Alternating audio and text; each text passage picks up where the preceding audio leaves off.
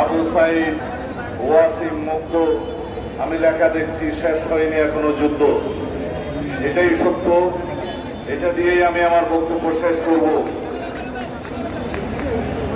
আমরা জুলাই ছাত্র গণ অভ্যুত্থান সংগঠিত করেছিলাম ডেমোক্রেসির জন্য।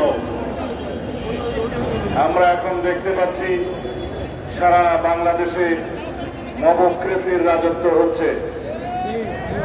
চেয়েছিলাম ডেমোক্রেসি, হয়ে যাচ্ছে মবক্রেসি। কিন্তু কেন যারা গণ অভ্যুত্থানের শক্তিকে চ্যালেঞ্জ করার সাহস পাচ্ছে তারা কারা এবং কেন? এই দুই কেনর জবাব হচ্ছে সরকারের নির্লিপ্ততা এবং আইন শৃঙ্খলা পরিস্থিতি নিয়ন্ত্রণে তাদের ব্যর্থতা।